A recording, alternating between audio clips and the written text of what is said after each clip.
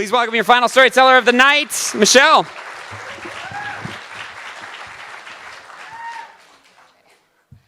I am so excited and embarrassed to be here. I'm just going to level with you guys and start that I was the one who was scammed, bamboozled, hoodwinked, led astray, as Ja Rule would say.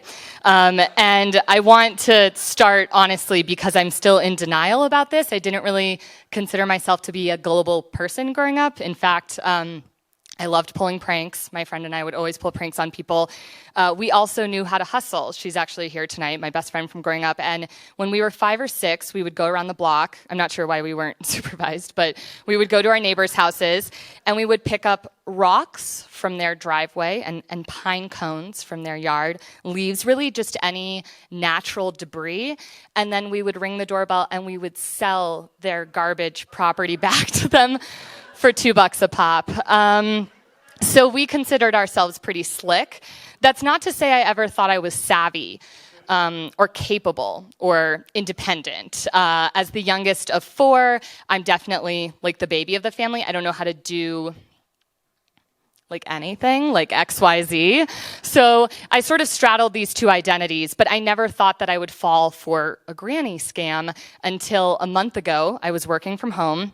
And I work for like a crisis line, so when people are in crisis, they text me. Can you imagine? After this story, nobody will. And I answer the phone, and a woman says, your social security number was stolen, and it's been associated with a really violent crime. And I was like, oh my gosh. And so she gives me the case ID number of this very serious situation, and she forwards me to a federal agent.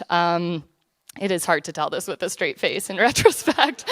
The federal agent tells me that with my identity, a car has been stolen in Texas. A woman is missing. The car crashed, and the missing woman's blood remains, and 8 pounds of cocaine. And I was like, holy fuck. I haven't been to Texas in 10 years. My sister lives there, but I would never murder her and then get blown out on a baby's weight of cocaine. So that's not my style.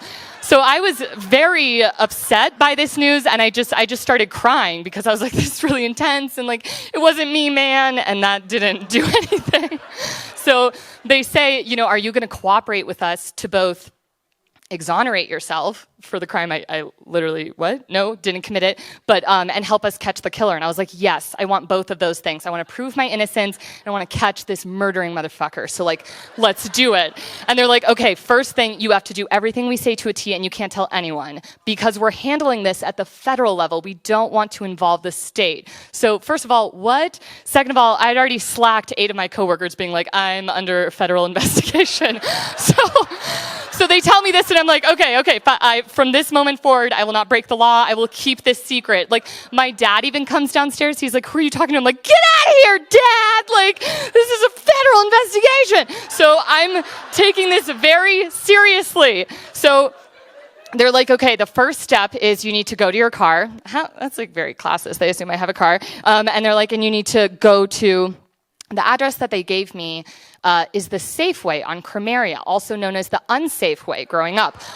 Also known as the conglomerate of like liquor stores where we would buy illegal like watermelon vodka because we were garbage 16-year-olds. I don't know. So that should have been like the 11th flag, but it was not even the first flag. So I go to the car. They're on speakerphone the whole time. I can't get off speakerphone. That's been made very clear to me.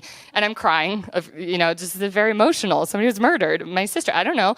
So I'm driving there, and I remember thinking, like, sometimes I do acting or whatever, but, like, I could never work for the CIA. Like, when the stakes are high, I don't know what they're going to ask me to do, but, like, I don't know if I'm ready for it. And friends, if you're ever saying to yourself, I don't know if the CIA would hire me, the answer is the CIA wouldn't hire you. And whatever you're being asked to do, it's not legitimate. So this is just something I learned on the road. So I get to the parking lot, and I'm like, okay, I'm ready. And they're like, okay, go into the King Soopers or the unsafe way. I don't know which one. And they're like, here's the situation. We want the killer to try to get into your bank account so that we can expose them. But first, you need to secure your assets. And I'm like, okay, again, youngest child, money, how does it move? I don't know, I don't get anything. So I'm like, sure, fine, whatever. And they're like, but you have to be very sneaky, like, You have to say you know the person you're getting it for. They're trained, so if they see that you're lying, they're going to push a button and they're going to come arrest you, again, for a crime you did not commit. And so I was like, oh my God. And also, the investigation will be compromised, and I wanted to catch the killer. So I was very smooth. I go in and put on an act and ask the highest limit I can take out, and this woman's like, do you know who you're buying this for? Because earlier today, a woman was scammed. Didn't even register. I was like, oh, it fucking sucks for her. Like, I am on a secret mission.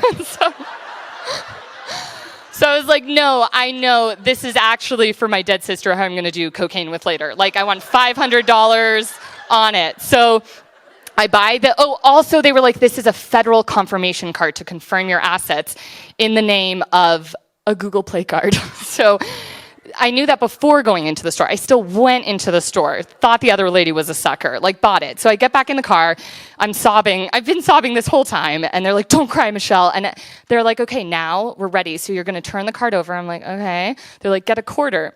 Okay. They're like, find the gray line. Okay.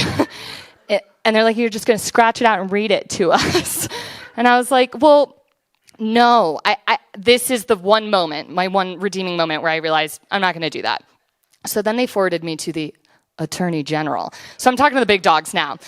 And what followed were just like 2.5 hours of belabored conversation where they kept saying, we're going to arrest you. And I kept saying, I didn't kill anyone. And like, that's not how habeas corpus works. And the worst part about this is actually in high school, I studied constitutional scholars, went to DC to debate. My panel's special topic was habeas corpus, but that's all I could stumble out. It just left my head the moment I thought there was a murder. Goodbye points for time, whatever. So basically, sorry, I have my moment. I flew here from Mexico, I flew from Mexico to here today for this, so I'm just going to keep going. So, but anyway, so I'm like, this is terrible. I finally have the gall to text my good friend, and I'm like, her brother's a lawyer. I'm like, I need your brother's number. I'm under federal investigation. I cannot say why. This is very serious.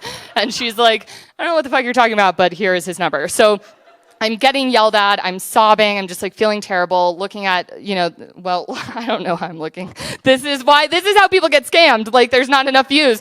And so I realize I have a resource at my fingertips. I've driven home by now, and I just open my computer and I type in the exact thing that's happening to me. And it's like, scam, bitch, scam, scam, scam. And there are a lot of like altruistic lawyers in Pennsylvania who are like, we are very serious about stopping this. Like, don't fall for it. And I'm like, oh my God. And I wish I could tell you that I had like a really badass line, but I was more just like, what's your case ID number again? Like, I don't know. And they were like, we're going to arrest you. We're sending federal agents right now. And I said, that's wonderful. I'd love to talk to somebody in person. So they hang up the phone. I still haven't read them the number. I call my friend's brother, the lawyer. He's uncharacteristically kind to me. Not because he's not usually kind, but he loves an opportunity to make fun of someone, and this is like such low-hanging fruit.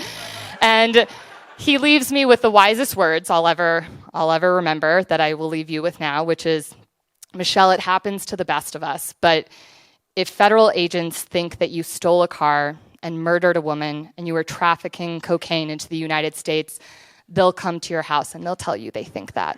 Thank you.